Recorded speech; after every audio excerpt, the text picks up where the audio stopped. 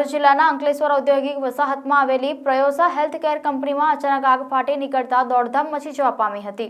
અંકલેશ્વર ઔદ્યોગિક વસાહતમાં આજ ફરી એકવાર આગનો બનાવ બન્યો હતો। અંકલેશ્વર જીઆઈડીસીમાં આવેલી પ્રયોસા હેલ્થકેર કંપનીમાં અચાનક આગ ફાટી નીકળતા દોડધામ મચી જવા પામી હતી। જોતજોતામાં આગે વિકરાળ સ્વરૂપ ધારણ કરતા કામદારો કંપનીની બહાર દોડી ગયા હતા। આ બનાવની જાણ થતાં જ અંકલેશ્વર ડીપીએમસીના ફાયર ફાઇટરો તાત્કાલિક ઘટના સ્થળે દોડી આવ્યા હતા, જ્યાં 5 જેટલા ફાયર ટેન્ડરોની મદદથી ફોમ અને પાણીનો મારો ચલાવી સમગ્ર આગ પર કાબુ મેળવાયો હતો।